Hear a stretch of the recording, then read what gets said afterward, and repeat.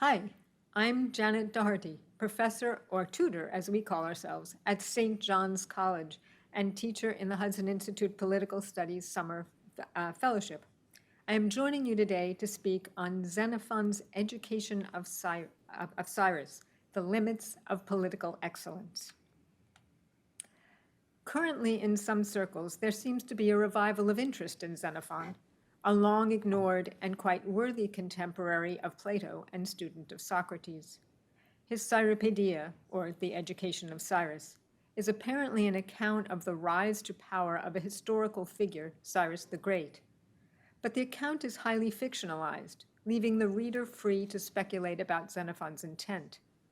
I will try to give you enough textual references to make my speculations intelligible even to those who haven't read the book. Cyrus, Xenophon tells us in the first chapter of the Cyropaedia, knew how to rule humans. Xenophon contrasts recalcitrant humans with more pliable cattle and horses. Human beings are notoriously difficult to govern, he says. Despite a variety of threats, some from other sources, some from human enemies, quote, human beings unite against none more than against those whom they perceive attempting to rule them, end quote. But Cyrus, I'm quoting again, was able to extend fear of himself to so much of the world that he intimidated all, and no one attempted anything against him. He was able to implant so great a desire of gratifying him that they always thought it proper to be governed by his judgment, end quote. How do the two accomplishments Xenophon here ascribes to Cyrus go together? Must intimidation precede the acceptance of his judgment? The desire to gratify Cyrus may arise from intimidation or from something else. His subjects may find it appropriate to submit to his judgment because his judgment is good, merely because resistance is dangerous, or both. If the reader accepts that they literally always thought it proper to submit to his judgment, fear must play a part in their deference to Cyrus, for it would be wondrous indeed if all subjects judged for themselves and found that their judgment consistently concurred with Cyrus's. The difficulties that arise when humans resist rule are great, and most humans are irrational, so it is necessary and even appropriate to make use of fear.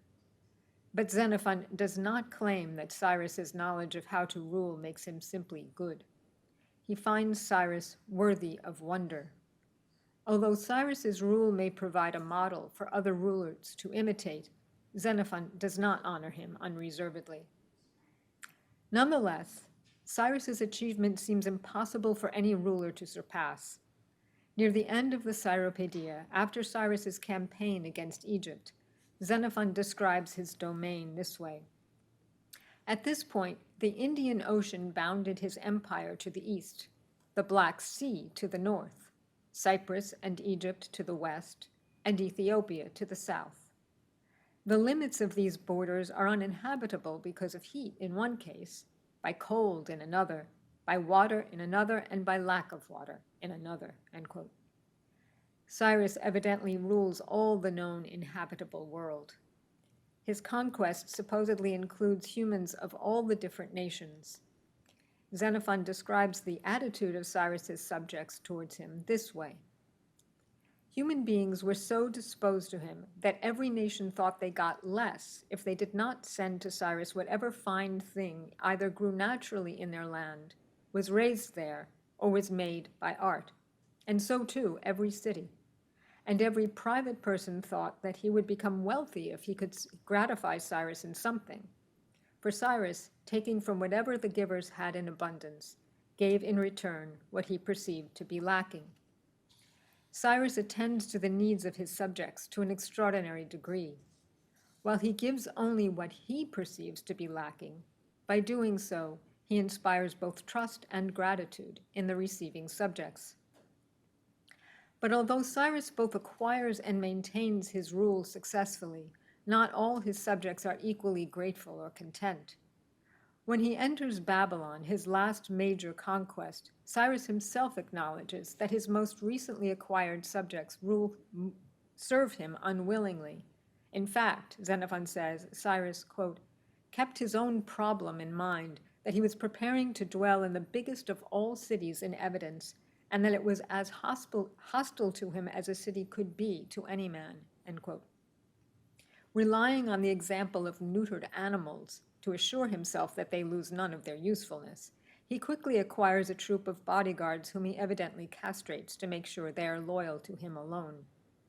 Even if the Babylonians in general lack understanding of their own good and need Cyrus's instruction, it is both offensive and unreasonable to assert that his bodyguard lived better than they would have had they been left whole. Like the condition of the bodyguard, the subjection of the city of Babylon is imposed upon its people by conquest and maintained by necessity. There is no evidence that the Babylonians receive from Cyrus what they lack or need, or that they generously give of what is abundant among them. Cyrus makes use of the populace to spy on each other, isolates himself from the masses, dresses in imposing robes, and uses other extraordinary means to appear godlike when he does emerge from his palace. He is far from counting on the Babylonians to evaluate his judgments and determine them to be proper and good. Perhaps Cyrus's Babylonian subjects are outliers, even more resistant to rule than other humans.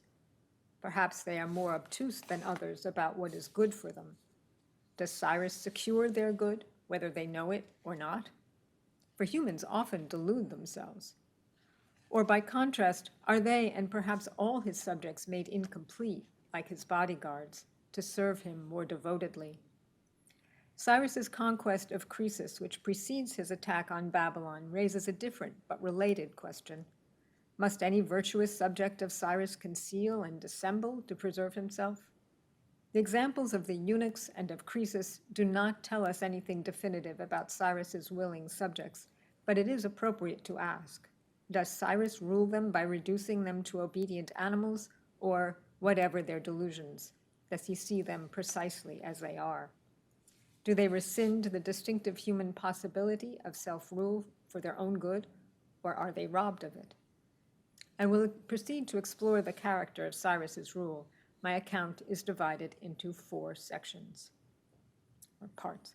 Part 1, the education of Cyrus, his virtue, and Xenophon's project.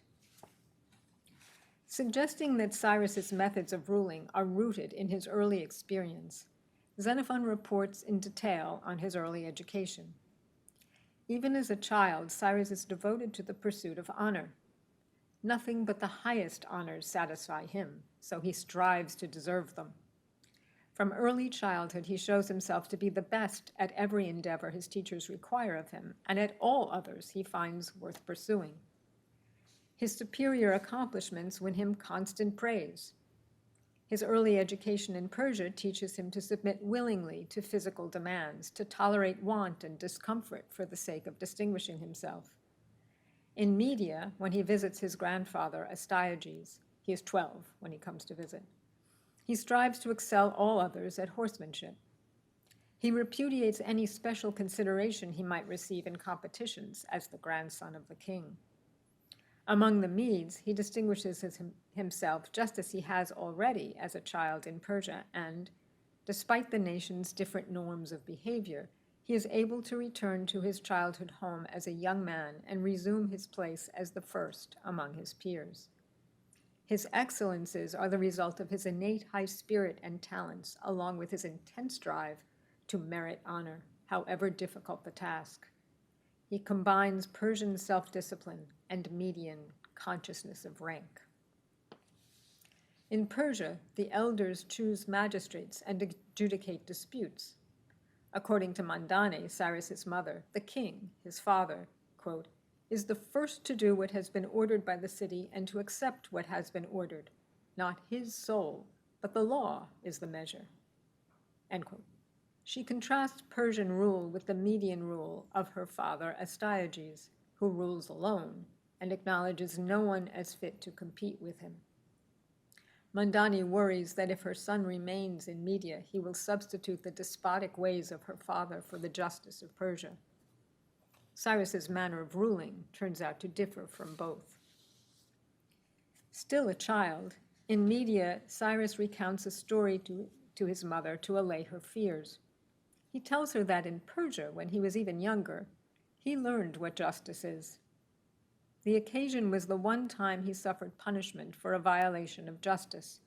He approved a large boy's action when that boy took away a larger tunic from a small boy and exchanged it for his own small tunic. Cyrus's teacher beat him for substituting the fitting for the just. The small boy would have been better off with the smaller tunic, and vice versa. But justice demanded that their ownership of the less fitting tunics be upheld. As a child, then, Cyrus learned that justice depends upon law, in particular, the laws that determine ownership of property, and that laws are established by the prevailing regime. Nowhere, apparently, can one assume that justice and the fitting coincide. At the end of Book 1, Cyrus's grandfather Astyages is dead. Cyrus is on his way to Media with an army because his uncle Cyaxares has called upon Cyrus to lead the Persians to defend Media against its Assyrian enemies. Cyrus has impressed and manipulated many before, but this begins his first formal position of command over others. The Assyrians have already conquered many surrounding nations and seem to be plotting to go after Media next, and perhaps Persia too. Cyrus accepts the role as commander and exhorts his men, saying, quote, "What is more just than defending ourselves, or more noble than aiding friends?" End quote. He aspires to combine the noble and the just. War provides Cyrus with the opportunity to suspend the laws that govern Persians at home. Once he is in command of the army, his dictates are binding on all his followers. No army in wartime could be ruled by many, but for Cyrus, the distinction between peace and war turns out to be a distinction between being ruled and ruling. Rulers must constantly be prepared for war. The acquisition of subjects never ends. Cyrus's teacher acknowledged that the young Cyrus judged well of the fitting. His rule over his soldiers suggests that he judges well how best to use men, what they are most fit for. They are fit for little if they are less than perfectly obedient and loyal. Before Cyrus leaves Persia to defend Media, his father Cambyses points out to him that people are ruled willingly when they believe their ruler is more prudent in pursuit of their own good than they are themselves. The best way to appear prudent, he says, is to be so.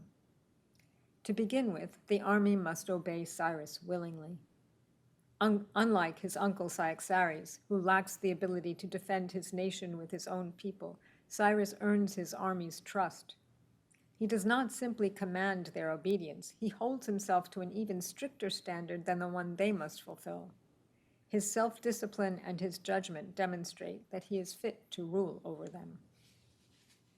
As a military commander, Cyrus becomes an educator of others in a way that reflects his early education, but there are differences.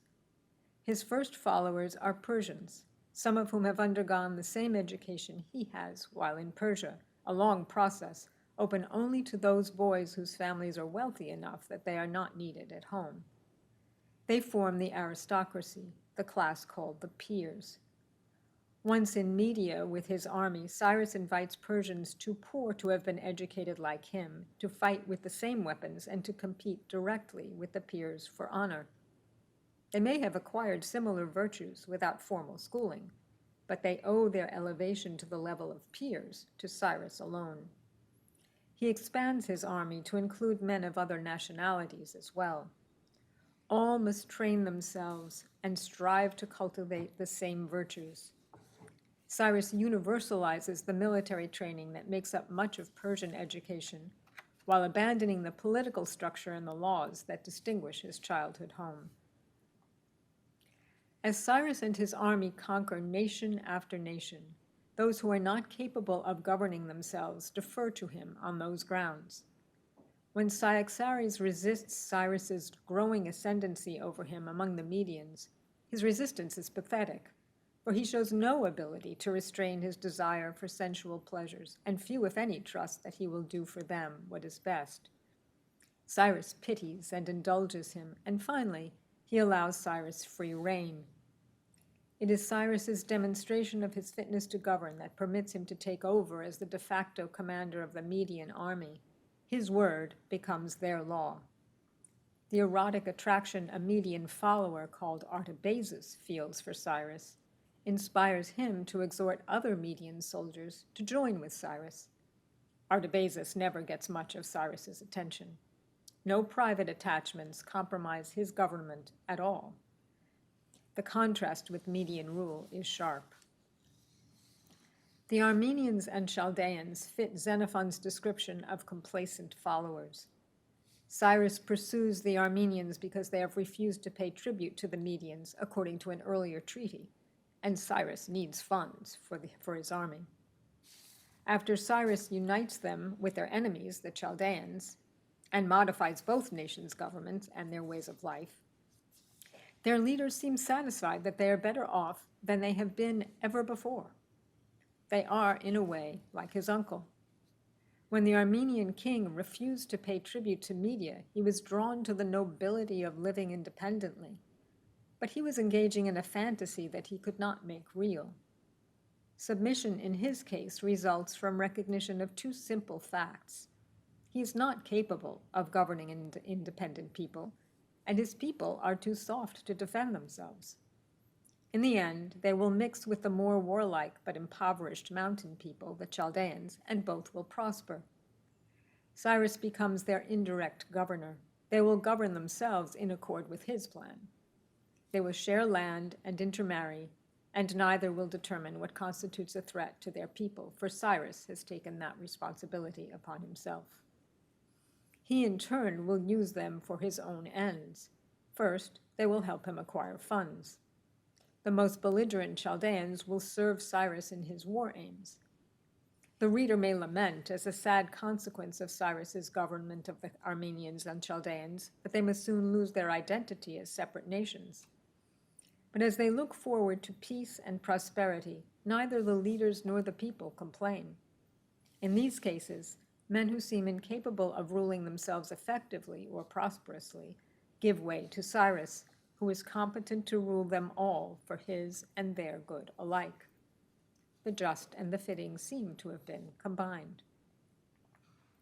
The son of the Armenian king, Tigranes, apparently persuades Cyrus not to kill the king and to allow him to maintain his position while emptying it of authority.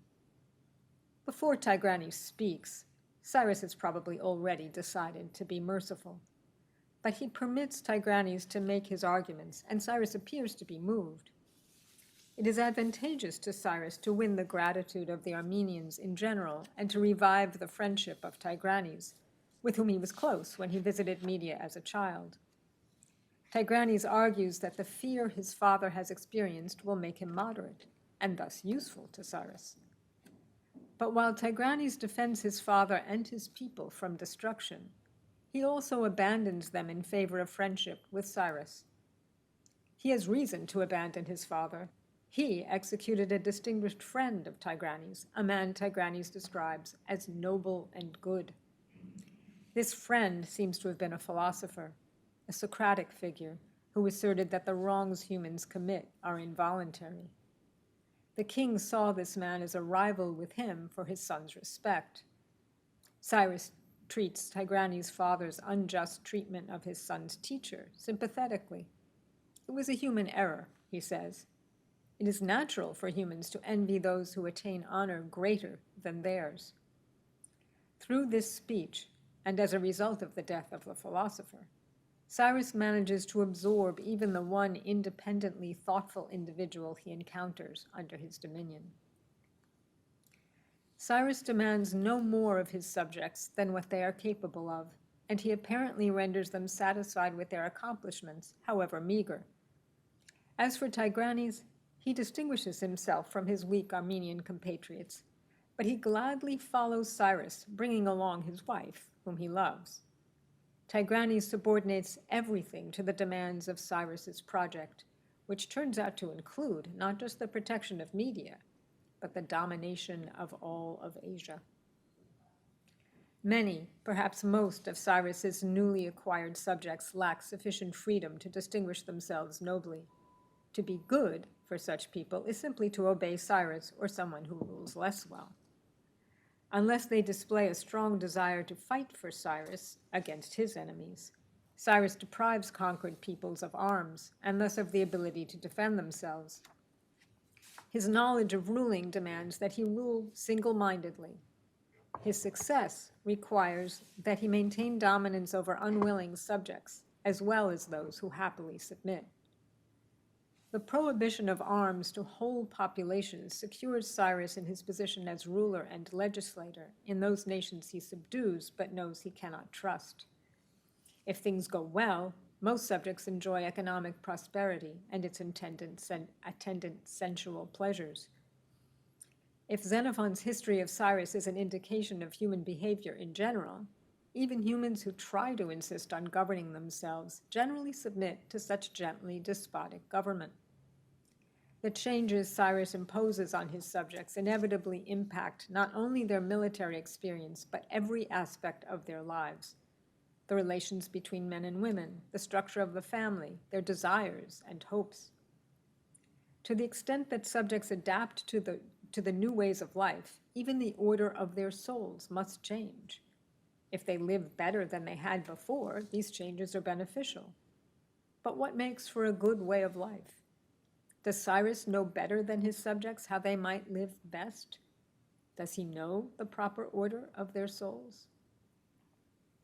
The education of Cyrus Xenophon refers to in the title of the work is not only the education that shapes Cyrus from childhood to youth, it is also the education of his followers. The two are different. To the extent that ruling is educating, it is persuasive. The ruled accept Cyrus as the most fit to rule. His laws appear to them just. Cyrus's education of his willing followers is evidently an improvement over Persian rule, which left the just and the fitting at odds. Part 2. Croesus, the limits to Cyrus's ability to educate. The subjection of the Armenians and Chaldeans occurs when Cyrus is merely preparing for the war for which he left home. He was sent from Persia to engage the Assyrians who threatened Media and would have subdued Cyrus's uncle, Cyaxares. Lacking sufficient men and resources at first, Cyrus amasses both before he approaches Assyria. The Assyrians respond to the increased threat Cyrus poses by submitting to Croesus, the king of Lydia, and a man they consider capable of leading them to victory. If Croesus had defeated Cyrus, Cyrus would have been forced to retrench and acknowledge that his authority had bounds. Asia would not be entirely subject to Persian rule. Indeed, at one point in the battle, Cyrus himself is in grave danger of losing his life. During the battle, it is for a time unclear whether Cyrus will prevail against the multinational army Croesus leads. But Croesus fails.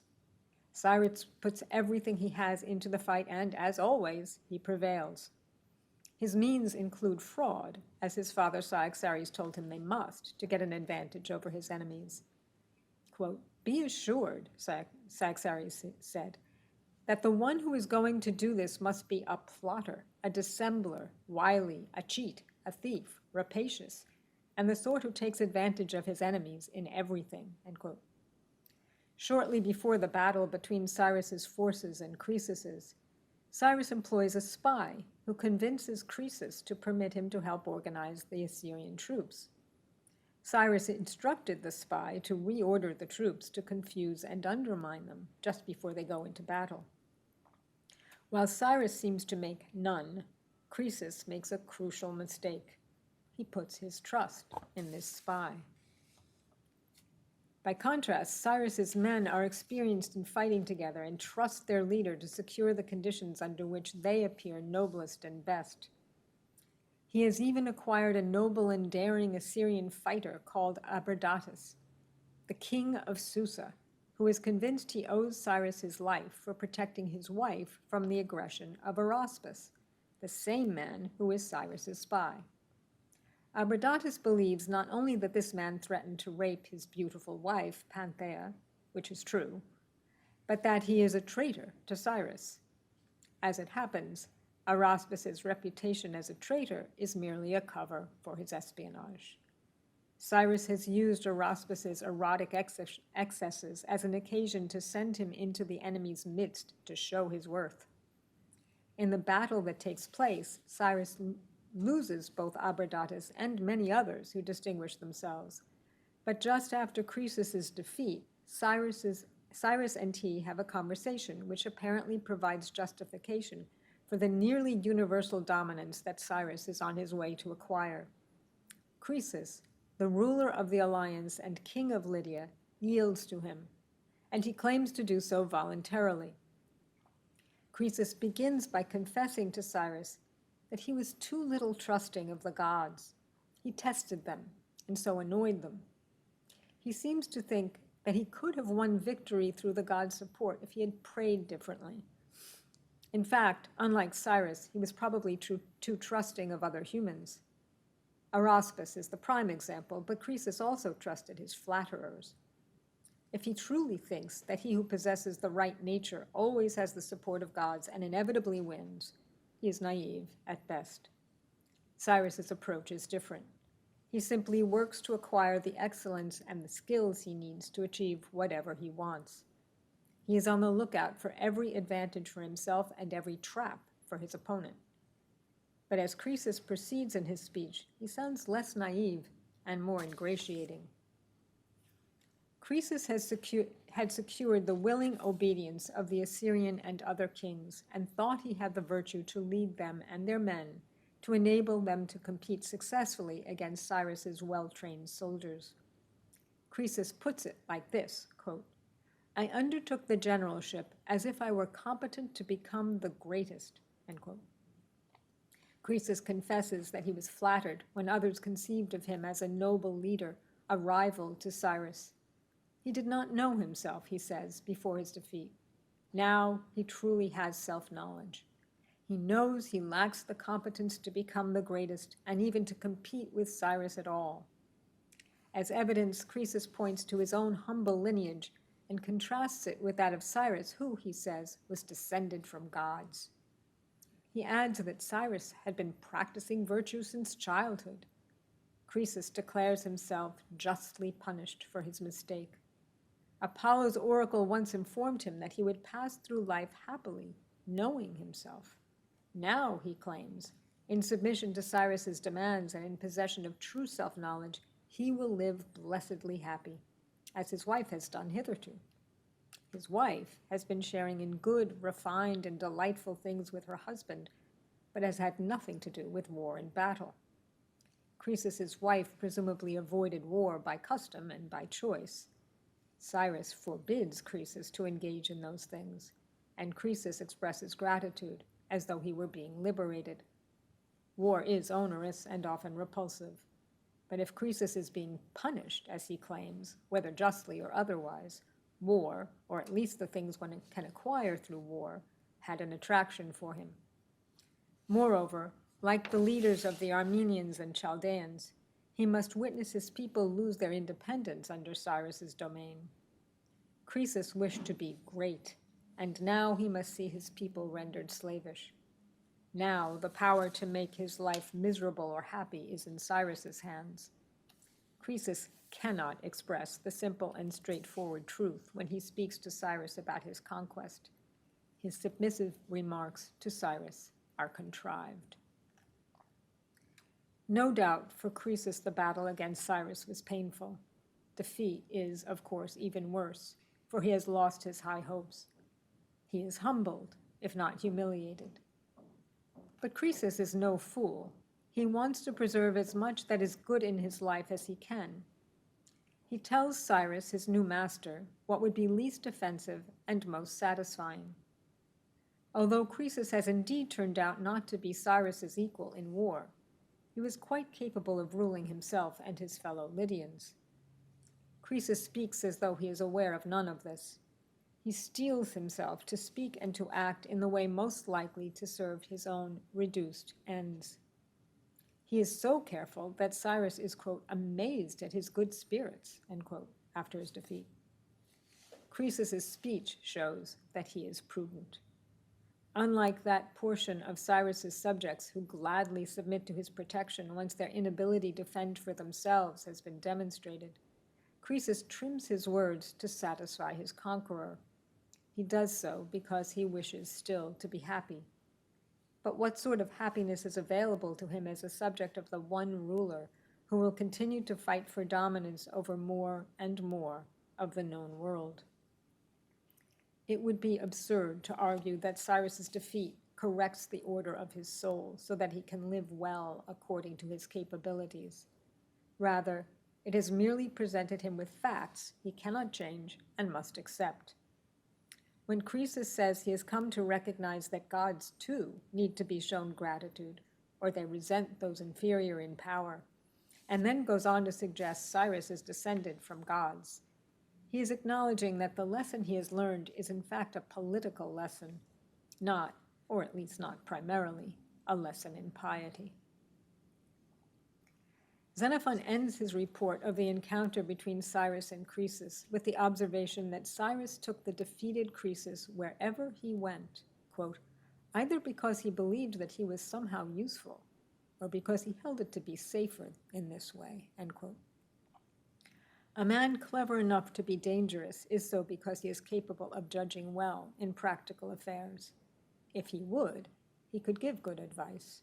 In other words, Croesus may be useful to Cyrus only because he could compete successfully with him.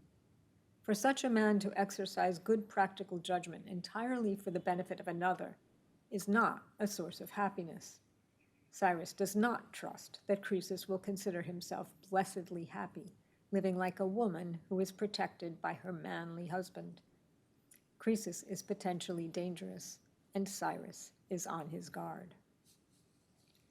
Cyrus and Croesus are similar, if not equal, in their ability to recognize what they must do to achieve their ends. For them, self-knowledge is possible. Although Croesus must modify his self-assessment in response to his defeat by Cyrus, Cyrus does not provide for him the standard of what will make him happy. One sign of this is Croesus's apparent attachment to his wife. Cyrus has no such attachment. When he finally marries, it is clear that he does so entirely for political ends. He must engender a successor to his rule. Cyrus cannot imagine how Croesus can tolerate life as a private man, but Croesus evidently understands Cyrus well. Every other good is good only insofar as it helps him achieve his ends. Most of his subjects accept their position of inferiority to Cyrus and submit to his authority. The best of them aspire to be like him. They accept his example as a model of virtue and happiness, and to the extent that they fall short, they concede that they must submit to the man himself. If they are to excel, they must serve him and win acknowledgement for their service. In doing so, they share in his glory. Some of them achieve other ends as well, revenge against enemies, for example. None of them is free to rule himself in accord with his own understanding of the good. It may be that Croesus aspires to a good other than honor or domestic happiness. His ability, once defeated, to recognize the way things are for him and his people indicates that he may find satisfaction in the clear-minded acceptance of the truth. At Cyrus's side continually, he is in a position to observe and reflect upon the affairs of more active men. This much is clear. In reconciling himself to the new state of affairs, he shows both good character and intelligence. Unlike Abradatas, the husband of Panthea and an Assyrian, he is not Cyrus's slave. Abradatas is a stunning example of Asian submission. He is a warrior and would never have submitted to Cyrus except through Panthea, his wife, who is moved by gratitude when Cyrus saves her from the so-called traitor Eraspus. She believes she and her husband have incurred a debt of gratitude that the couple's perfect devotion to Cyrus alone will repay. Her husband is moved in turn by his love of her. Abradatas owes very little to Cyrus for protecting his marriage, for Cyrus had no objection to Eraspus persuading Panthea to sleep with him. He sent someone to check him only when he was informed by Panthea's messenger that he threatened violence. Cyrus is less concerned with protecting Panthea than in making use of Araspas's remorse. Araspas admires Cyrus's virtue and serves him willingly. He allows himself to appear a traitor when he runs off to the Assyrians. But just as Cyrus knows both the gods and his subjects' devotion to them can be quite useful, similarly, Abradatas's devotion to Panthea, whose name of course means all the gods, is a boon. Panthea turns her husband's devotion to her over to Cyrus and sacrifices him to her supposed protector. Cyrus is happy to accept the devotion of the loving couple and sends Abradatas, Panthea's jewel, as she calls him, into the front of the fray in accord with his request. He is brutally slaughtered. When Panthea sees what remains of her jewel, she blames herself. And when Cyrus sees her mourning over the scattered remnants of her husband's body, which she carefully arranges as in life, he is moved by her plight and even more by her remorseful suicide. Cyrus was able to exploit the erotic and romantic love between Abradatas and Panthea, and for her, there is no hope of happiness after Abradatas's death. The two provide a sharp contrast with Croesus, who alone points to the possibility of Eros as an alternative to the satisfaction of ruling, whether it is his attachment to his wife, whom he loves, or love of the truth.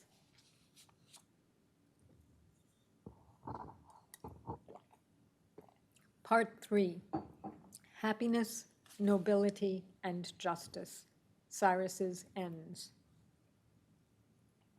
Cyrus is not interested in pursuing glory alone. He makes clear in a later conversation with Croesus how he understands happiness. Quote, "He who is able to acquire the most while keeping to what is just, and to use the most while keeping to what is noble, him do I believe to be the happiest." End quote. What does it mean to keep to what is just and noble? Cyrus certainly wishes to be known as the benefactor of those he governs. Among his good deeds are his just dealings with his subordinates. Xenophon reports that after conquering Sardis and plundering its treasure, he distributed it to his subordinates according to their worth. Quote, "Thus all received their fair share," we read.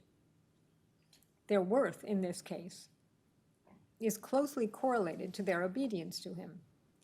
Disobedience is punished swiftly and harshly. When one of his subordinates, a man named Diaphernes, quote, thought that he would appear more free if he did not respond to Cyrus's call quickly, end quote, he was permanently dismissed. Cyrus does not distinguish between personal merit and usefulness to him in his enterprises, whatever they may be. Cyrus's grip on his subordinates and on all the peoples he conquers is tight. He seems always to perceive the behavior, even the motives of his subordinates. He avoids imposing suffering he considers unnecessary or likely to promote rebellion. He knows what will inspire them to the action he seeks. Cyrus's promise to his soldiers when he exhorts them to fight valiantly against Croesus's army clarifies their reasons for obeying. Cyrus lists the prizes for which they will be fighting. Quote, "To pursue, to strike, to kill, to have good things, to hear noble things, to be free, to rule," end quote. He takes for granted that pursuing, striking, and killing are pleasurable. Whether the soldiers in fact have the opportunity to enjoy freedom and the ability to rule is unclear. Is it enough for them that they follow a man who is free, to act as he pleases, and to rule over vast domains? At least the virtues Cyrus demands from others are the same ones that he practices. He offers himself, Xenophon says, as a pattern to them, and he endeavors to keep the best of his men together even once they have defeated all the cities of Asia. First, he encourages them to give gratitude to the gods, quote, "because they granted that we obtain what we believe we deserved," end quote. Cyrus acknowledges that the gods have power only when he is compelled to accept that his knowledge is incomplete. Is it the gods who act, or are his projects merely subject to chance? He follows the exhortation to piety with a speech defending their enslavement of many and their plunder of the goods of the conquered. He says, quote, "Let no one of you believe that in having these things we have what belongs to others. It is an eternal law among all human beings that when a city is captured by those at war, both the bodies of those in the city and their valuables belong to those who take it. It will not be by injustice, then, that you will have whatever you may have, but it will be by benevolence that you refrain from taking something away if you allow them to have anything." End quote. Cyrus's reputation for justice can remain intact only if service to him is the very substance of justice. Xenophon depicts him as a commander who never errs, not even in his assessment of his desert. He looks up to no one and no thing that can judge his behavior, because there is nothing superior to him, not even the gods. He understands the necessities he cannot avoid well enough to exploit them. He holds himself to no other standard than what is effectual, and what is effectual, he claims, coincides with what is noble and good. If human beings can be ruled consistently, Xenophon seems to show that their ruler must be a man like Cyrus, one who is beholden to no superior authority and afflicted neither by passions nor by prejudices that limit his recognition of whatever he must confront.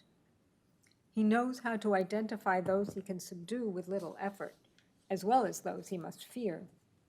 His friendship is the only friendship such men are free to cultivate. They must, and presumably can, find their good in his. When Chrysantas, a Persian peer who has been with Cyrus from the beginning of his campaign to protect Media, argues for willing obedience to Cyrus, he provides an explanation of how Cyrus's followers can respond to his exhortation and remain free.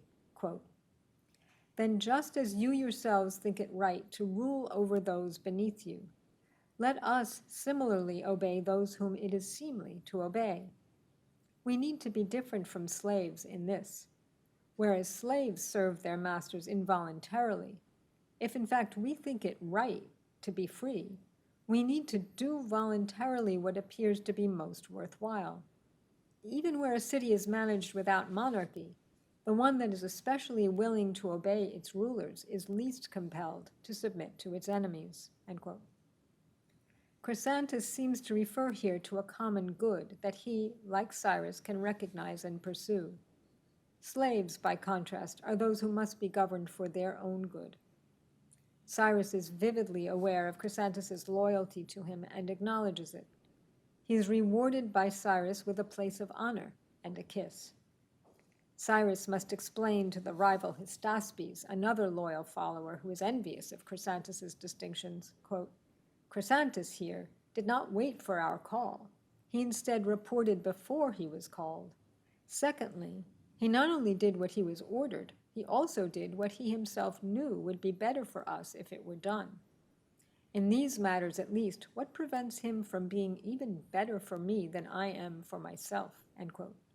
Cyrus doesn't refer to a common good, but to his own good, and Chrysantas does not appear to distinguish between them.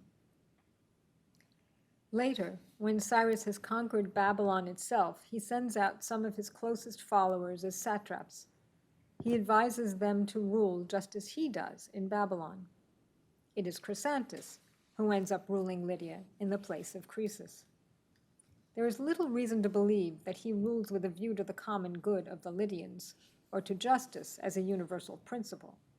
No doubt he imitates Cyrus in refraining from afflicting his subjects with unnecessary suffering. In accord with Cyrus's methods, Chrysantas rules the Lydians after they have been emasculated and deprived not only of the ability to defend themselves, but of everything beautiful. Chrysantas, unlike Croesus, can be trusted to keep them under Cyrus's command.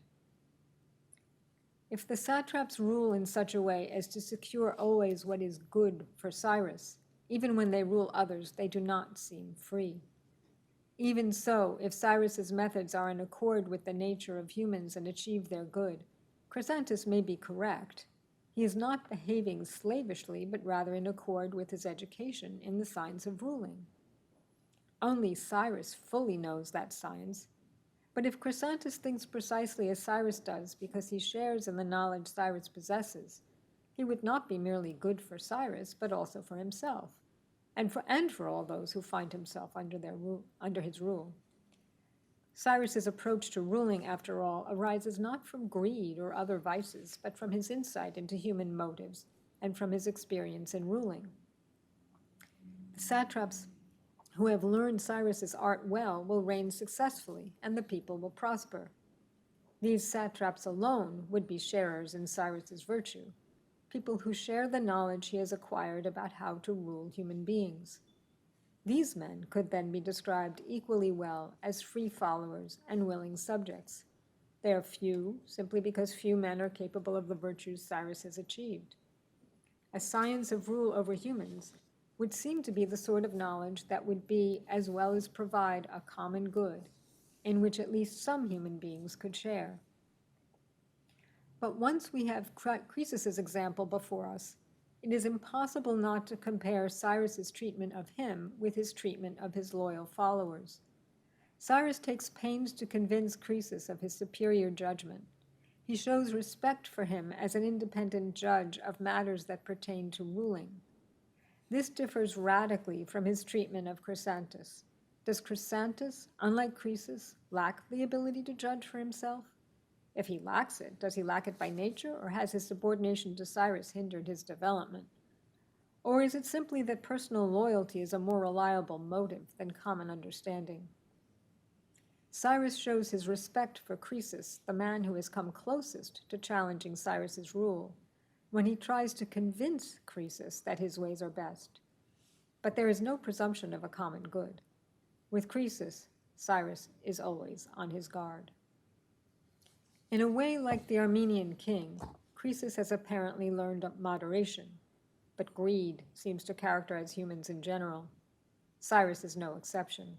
He acknowledges that, like others, he is insatiable for money.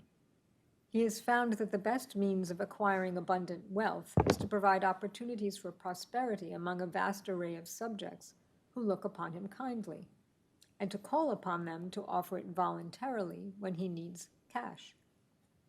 He demonstrates to Croesus that he acquires vast riches by acquiring willing subjects. In fact, he acquires much more that way than he could by amassing wealth directly and storing it away. He may think of Croesus's cleverness and his possible usefulness as a kind of wealth too.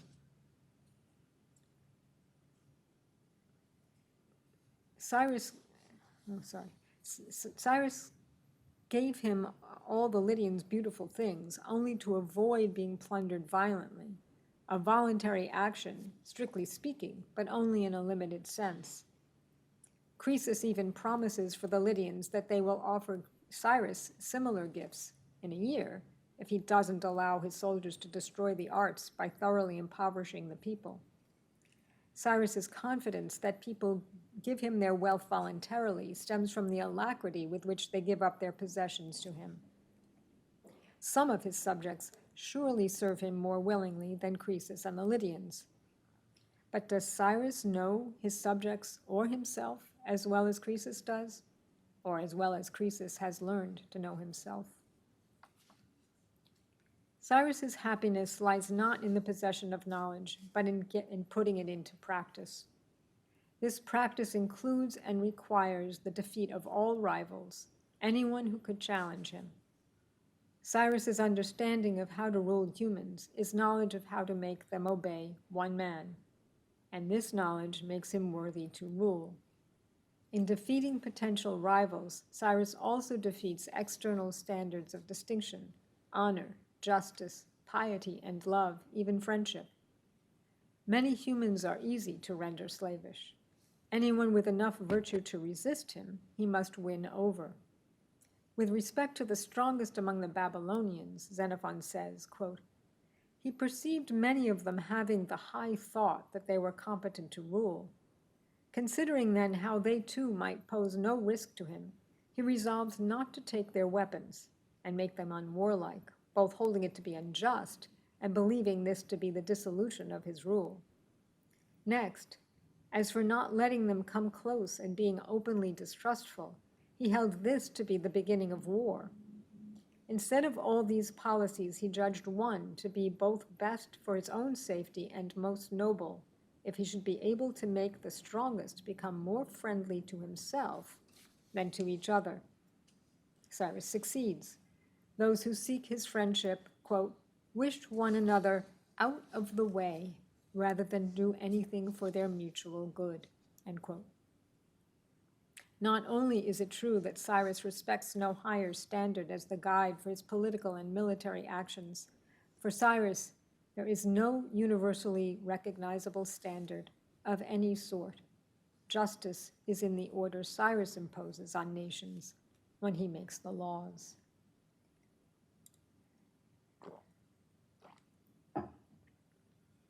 As in Plato's Republic, it is necessary to look at justice writ large, that is, displayed in a well-ordered city, to recognize it and its effects.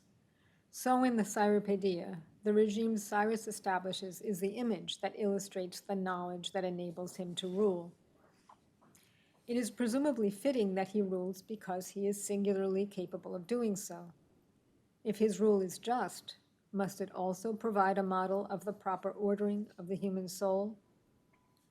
Cyrus does seem to reorder the souls of his subjects to make them submit to him.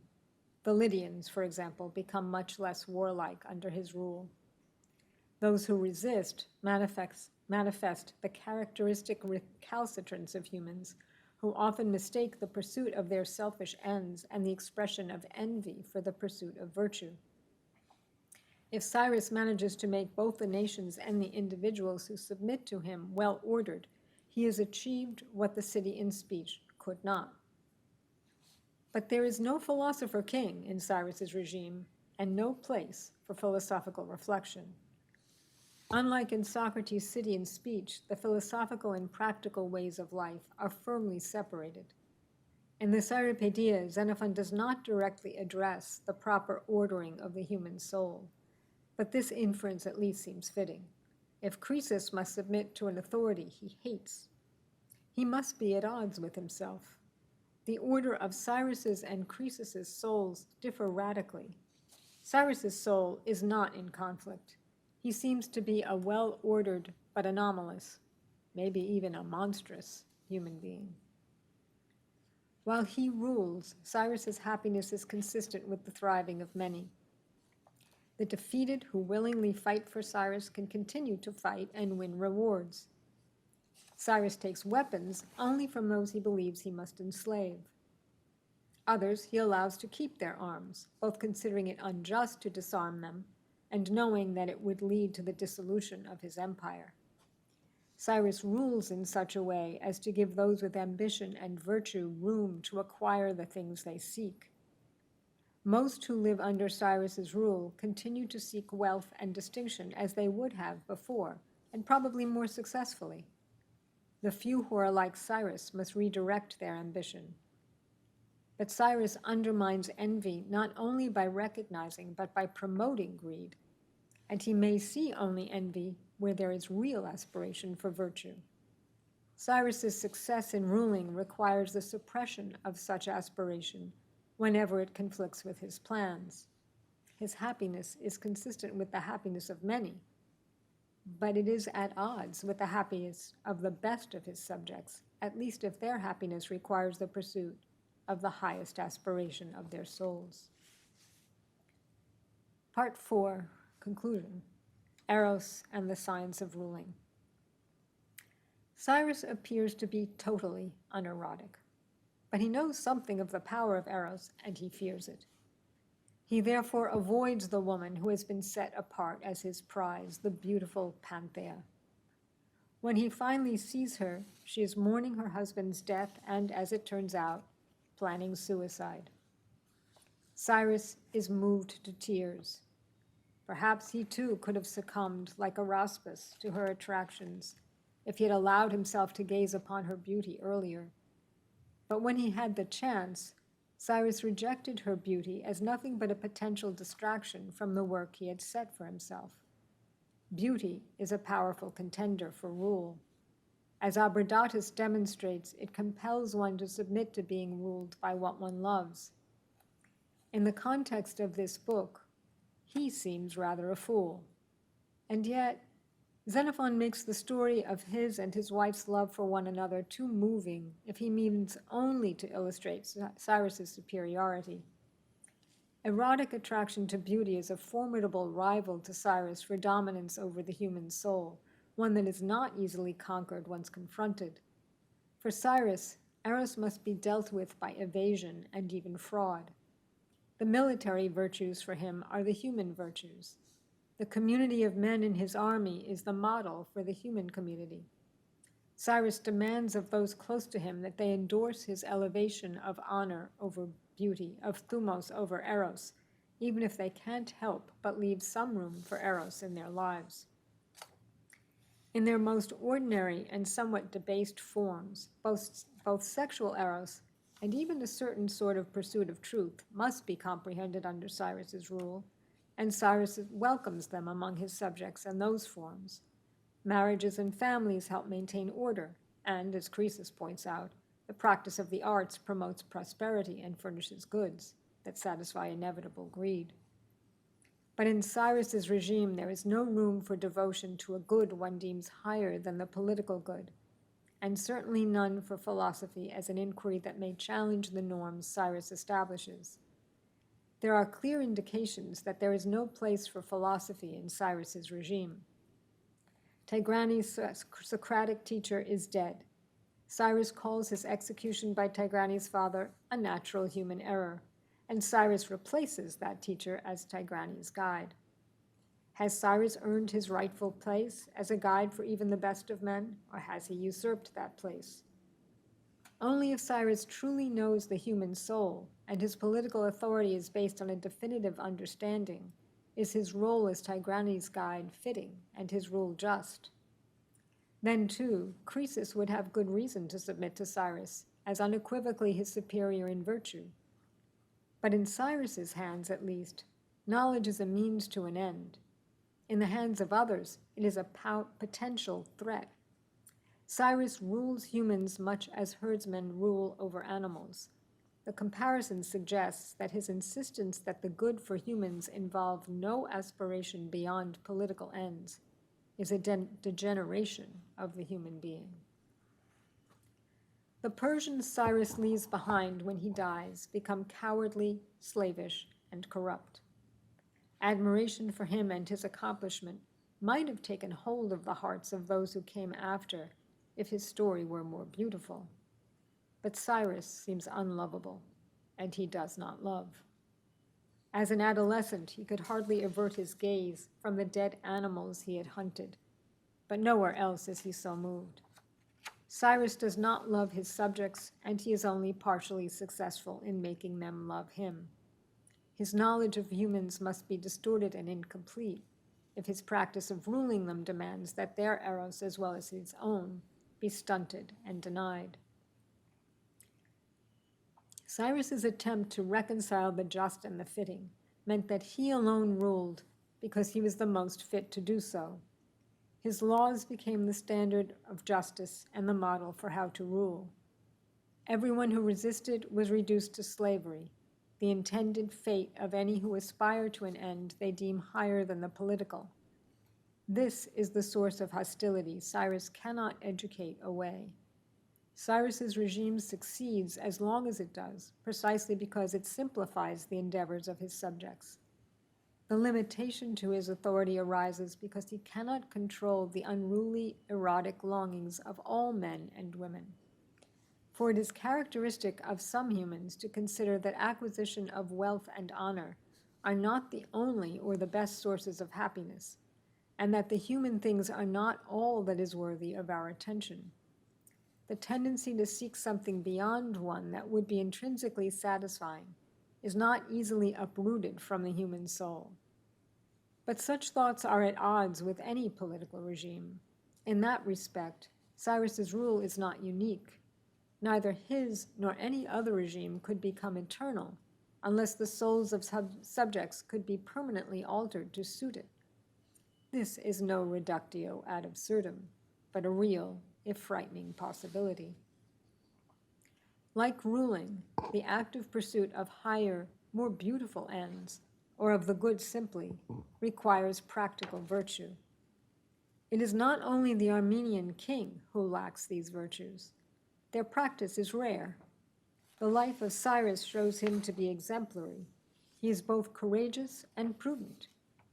Perhaps only Socrates and his likeness, the unjustly executed teacher of Tigranes, are capable of combining both intellectual and practical virtues with the highest aspirations in a single human soul. Xenophon's Socratic writings provide ample evidence of his admiration for the Socratic way of life. Xenophon was an admirer of Cyrus's knowledge and skill in ruling, but for him, unlike for Tigranes, Cyrus was no substitute for Socrates, his teacher and the model of what is truly noble and good.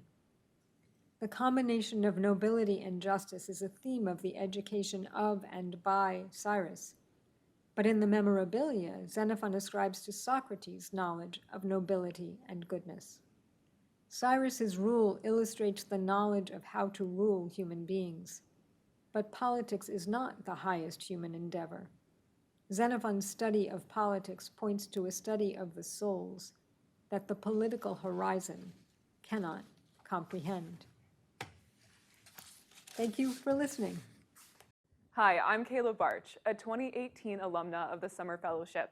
To learn more about Hudson Institute Political Studies, please visit our webpage. And to stay updated on content like this, subscribe below. Thanks for watching.